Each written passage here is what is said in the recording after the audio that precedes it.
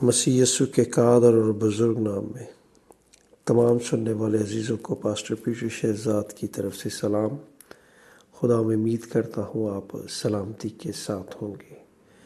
میرے عزیزوں، زندگی میں بہت سی ایسی جگہ آتی ہیں، بہت سے ایسے مقام آتے ہیں جب انسان مایوس ہوتا ہے، جب انسان پریشان ہوتا ہے، جب انسان اپنے آپ کو تنہا محسوس کرتا ہے، جب یہ سوچتا کہ کوئی میرا حال پوچھنے والا نہیں، اور ایسی بہت سی باتیں۔ یاد رکھیں کہ یہ جب ہماری زندگی میں یہ باتیں یا ہمارے سوچ میں جب باتیں آتی ہیں تو یہ خدا کی طرف سے نہیں، یہ ابلیس کے وہ حملے ہیں جو انسان کے ذہنوں اور اس کے دلوں پر وہ کرتا ہے، اور انسان جو ہے وہ ان باتوں کو سوچنا شروع کر دیتا ہے۔ جی ہاں، ابلیس بہت سے باتوں کے حملے ہم پر کرتا ہے۔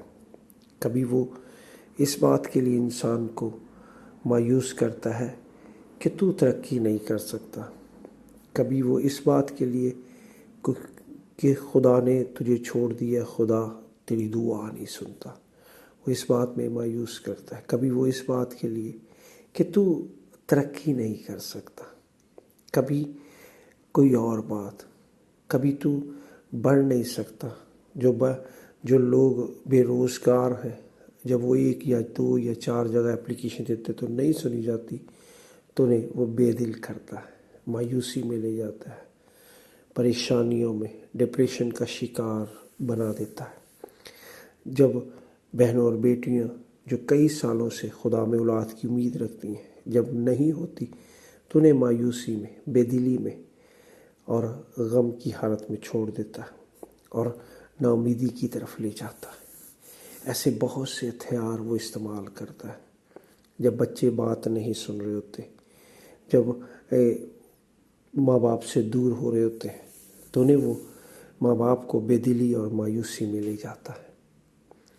انہی باتوں کو آج ہم خدا کے کلام سے سیکھیں گے کہ خدا کا کلام ہمیں کیا بیان کرتا ہے، کہ جب ہم بے دل نہیں ہوں گے، جب ہم مایوس نہیں ہوں گے تو کس طرح سے خدا کے کلام کے سبب سے ہم برکت پانے والے ٹھہریں گے۔ امثال 24 باب کی 10ویں آیت میں لکھا ہے کہ اگر تو مصیبت کے دن بے دل ہو جائے تو تیری طاقت بہت کم ہے۔ خداوند کے کلام کے پڑھے اور اس کے سنے جانے پر اس کی برکت ہو۔ میرے عزیزو، پہلی جو بات ہے کہ مشکل، پریشانی، آزمائش کی حالت میں ہمیں خداوند میں رہتے ہوئے کبھی بے دل ہونے کی ضرورت نہیں۔ ہمیشہ خدا کا کلام ہم سے بیان کرتا ہے۔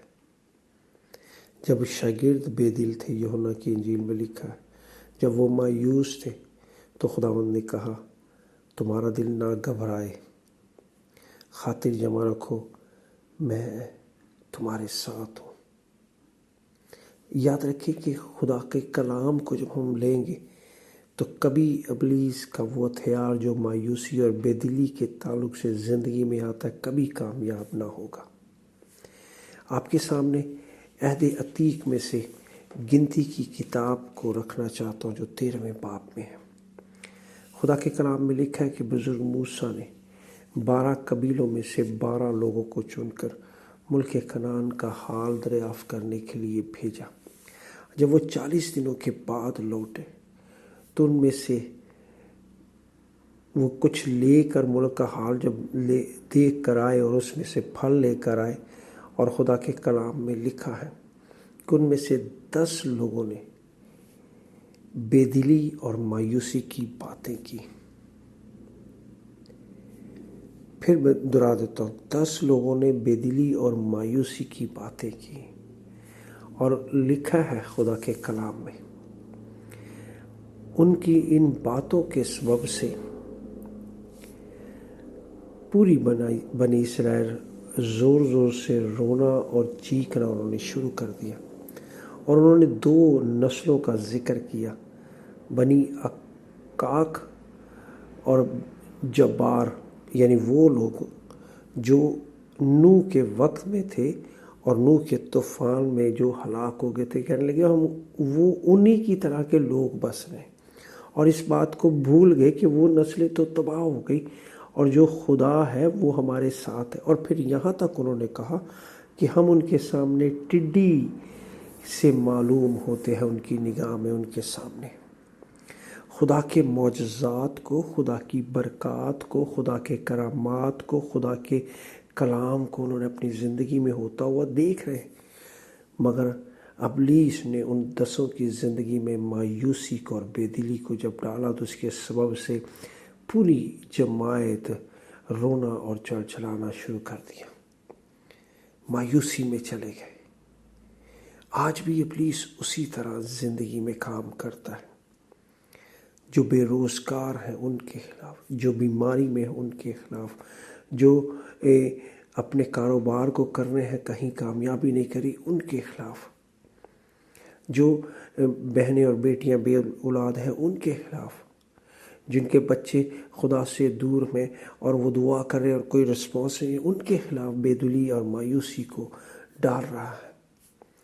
जो खादम खिदमत कर रहे हैं और कामयाबी और तरक्की उस तरह से नहीं कर रहे, उनके ख़िलाफ़ मायूसी और बेदिली को डालता है। याद रखिए कि खुदा का कलाम बयान करता है गलतियों के ख़त में, अगर हम बेदिल ना होंगे तो ऐन वक्त पर काटेंगे, यानी उन सारी चीज़ों को हम लेने वाले ठहरेंगे जो हम जब बेदिल नहीं होंगे, मायूस नहीं होंगे। और फिर खुदा का कलाम तसलीकों के ख़त में बयान करता है, बस तुम इन बातों से एक दूसरे को तसल्ली दिया करो। किन बातों से? कि खुदावंद यीशु मसीह हमेशा हमारे साथ है। और आखिरी बात आपके सामने, लूका 18वें बाब में बेवा की मिसाल है, जिसने हिम्मत नहीं हारी और वो सब कुछ लिया जो वो लेना चाहती थी। आज खुदा का कलाम भी हमसे यही बात करता है कि हम बेदिल ना हो, क्योंकि खुदावंद हमारे साथ है और सब कुछ वो देने पर कादिर है। खुदावंद इस कलाम के सिले से बरकत दे, आमीन।